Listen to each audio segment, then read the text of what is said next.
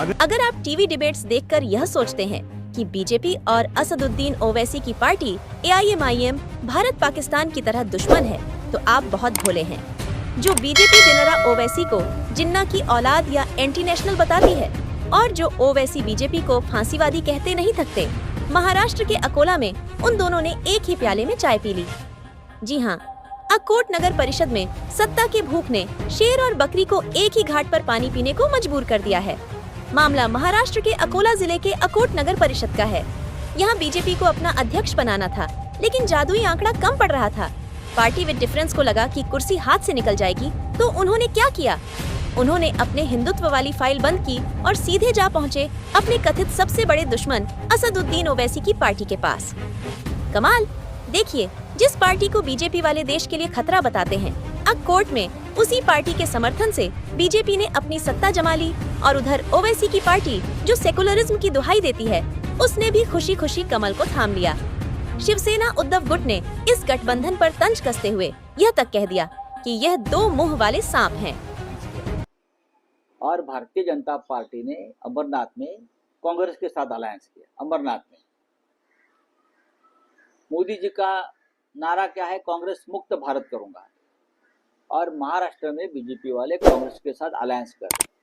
तो मैंने कहा ना, ये दो मुंह वाले डबल स्टैंडर्ड लोग हैं, उनके ऊपर विश्वास मत रखो। अब उनके पार्टी में अजित पवार है।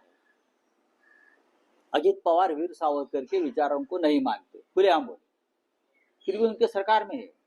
लेकिन सावरकर के बारे में ज्ञान किसको देंगे? तो शिवसेना को देंगे और किसी और को देंगे।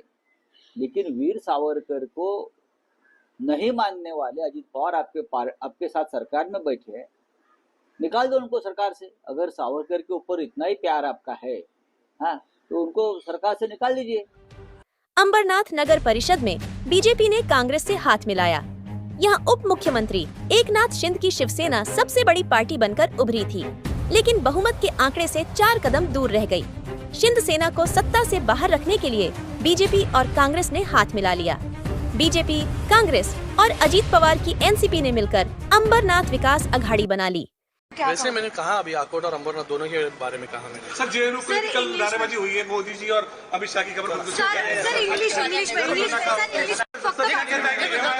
युति हुई अकोट में एमआईएम के साथ बीजेपी की युति। मुझे लगता है ये सवाल जो है बीजेपी के नेताओं को आपको पूछना चाहिए कि किस प्रकार से अकोट में एमआईएम के साथ और अंबरनाथ में कांग्रेस के साथ इन्होंने युति की। जिस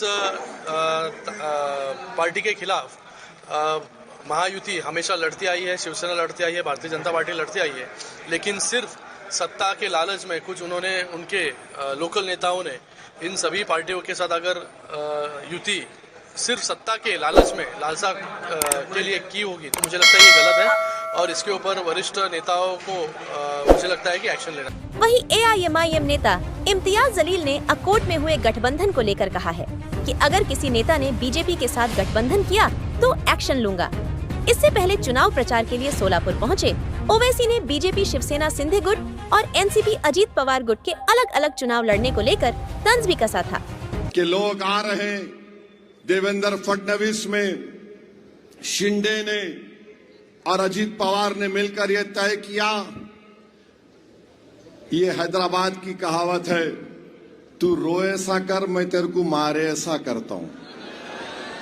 बंबई में बैठकर, मुंबई में बैठकर मलाई खाते तीनों। मैं आधी प्लेट खाता हूं, तू पौन खा ले, तू पौन खा ले। अब यहां आके बोल रहे नहीं नहीं हम अलग है। याद रखो, अजीत पवार इतना कमजोर मोम का बना हुआ है, मोम का। पुणे में पिंपरी चिंतवत के इलेक्शन में कुछ बीजेपी के खिलाफ बोल दिए इन्हों, शाम तक इनको फोन आ गया, वापिस लो। उन्होंने बोले नहीं नहीं मैं ऐसा नहीं बोल रहा था, मैं ऐसा बोल रहा था। चुनाचे क्योंकि बोल के वापिस ले लिए, अपने अल्फाज को उगल लिए। अजीत पवार साहब, आप ये समझ रहे कि असदुद्दीन ओवैसी से मुकाबला आपके चिचा के जैसा मुकाबला होगा? नहीं होगा। मेरा नाम असदुद्दीन ओवैसी है। तुम्हारे जैसे 56 अजीत पवार को जेब में डाल के फिरूंगा इंशाअल्लाह।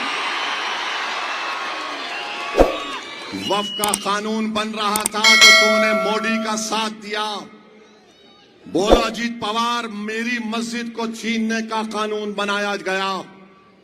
मस्जिद, दरगाह, खानकाह को छीनने का कानून बनाया गया। तुमने वो कानून बना दिया।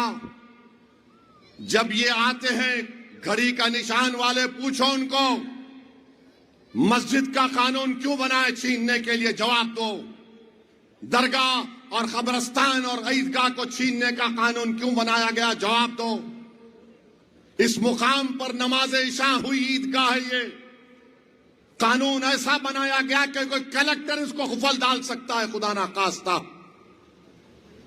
ये कानून बनने के बाद पहला इलेक्शन है। अगर आज तुम खामोश हो जाओगे, अगर आज तुम अपने गम और गुस्से का जमहूरी तरीके से इजहार नहीं करोगे, तो फिर हमारा जीना किस लिए है, बताओ। मेरी पहचान ओवैसी की पहचान मेरी मजहबी पहचान भी है। भारत का संविधान क्या कहता है, फ्रीडम ऑफ रिलीजन, आर्टिकल 26 क्या कहता है, बाबा साहब का बना हुआ प्रियम्बल क्या कहता है, liberty of thought, faith and expression. बताओ फिर ये कैसा कानून बना दिया गया जिसको तीनों मिलकर सपोर्ट किए।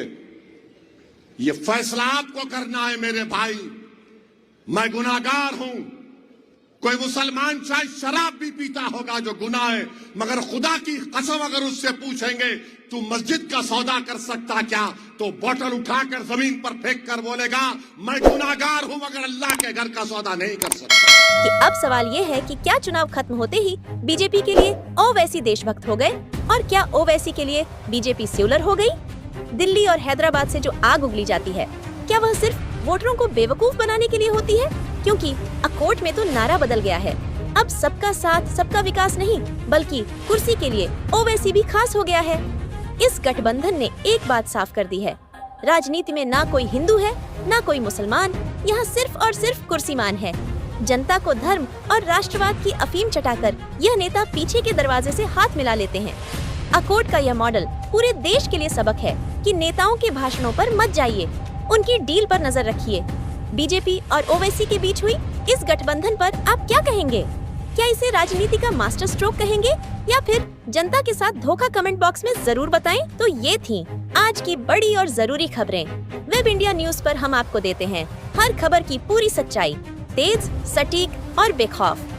देश दुनिया की हर अहम खबर और आपके क्षेत्र की हर छोटी बड़ी हलचल सबसे पहले देखने के लिए वीडियो को लाइक करें, शेयर करें और चैनल को सब्सक्राइब जरूर करें।